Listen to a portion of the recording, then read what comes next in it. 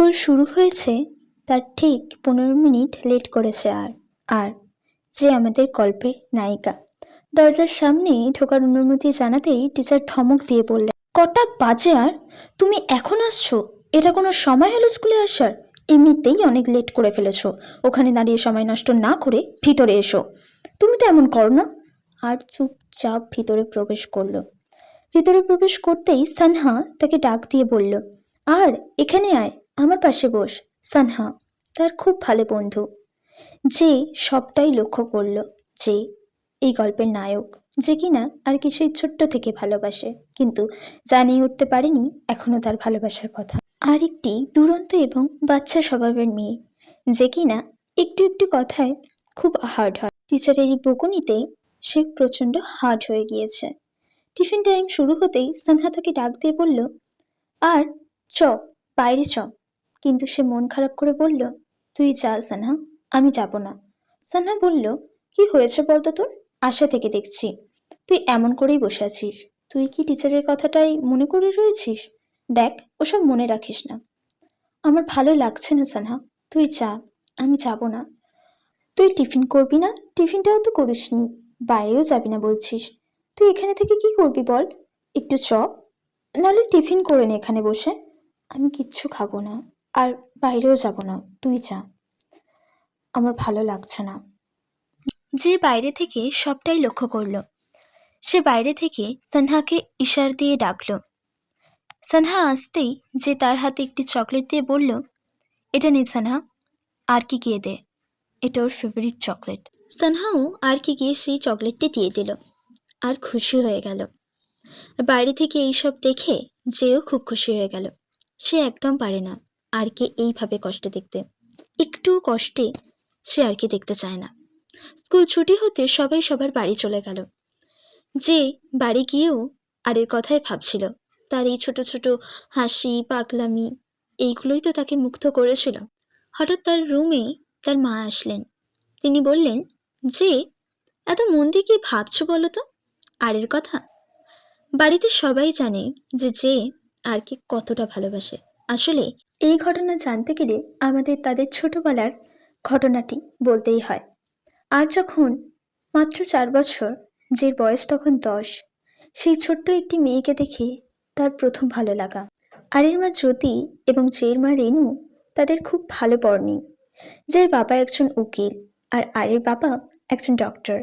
দুজনেই তাদের বাবা মায়ের একটি করে সন্তান।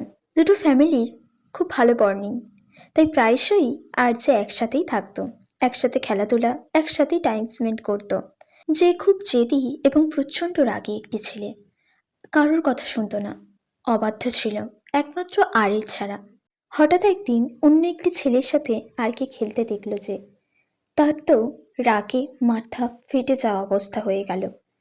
যে তখনই ছুটে গিয়ে সেই ছেলেটিকে বহুত মারধর করলো, আর এইসব দেখে খুব ভয় পেয়ে গেল।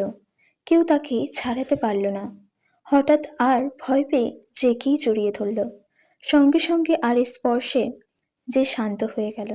আর তুই শুধু আমার, তুই কারোর সাথে খেলবি না, কারোর সাথে থাকবি না, তুই শুধু আমার সাথে থাকবি, আমার সাথে খেলবি।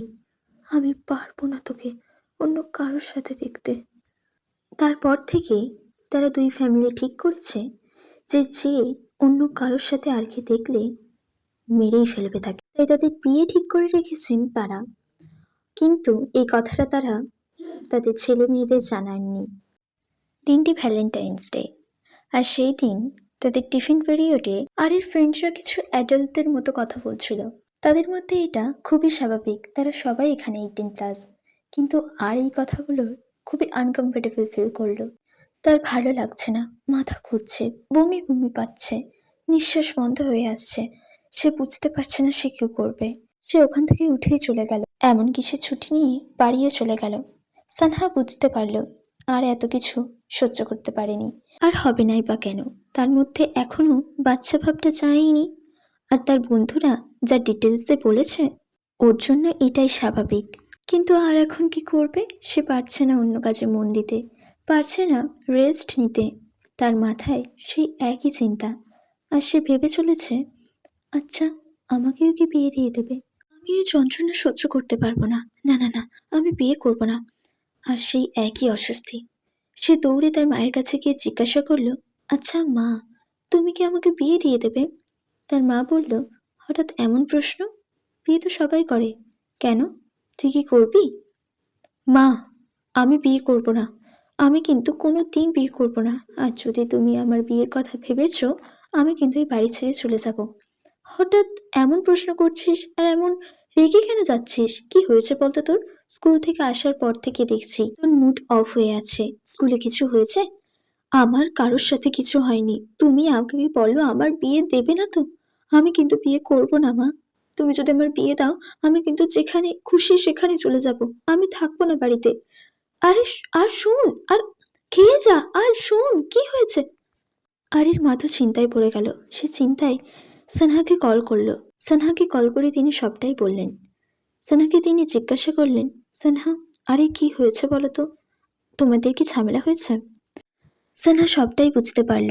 সেই কথাটা কাটাবার জন্য আরির মাকে বলল, আন্টি আপনি চিন্তা করবেন না, আপনি তো জানেনই আর কতটা সফট হার্টেড। আর আমার সাথেও তেমন কিছু হয়নি। আমি ফোন করছি ওকে, আপনি এত চিন্তা করবেন না। সানহা এই কথাটা জেকে জানাতে দেরি করলো না। জি ঠোঁটের কোণে একটু হাসি নিয়ে তার ছবির দিকে তাকিয়ে বলল, সুইট হার্ট, তোমার কথায় আমি কাঁদবো না হাসবো বলো? শুনো বেবি, আমি তোমায় নিয়ে কত কি ভেবেছি। তোমায় যন্ত্রণা পেতে হবে না সোনা। আমি তোমায় আদর করবো তো। আমায় বিয়ে করবে না জান? প্রমিস। কষ্ট দেব না তোমায়। একবার আসো, বুকের ভিতর জড়িয়ে রাখবো। Love you sweet heart.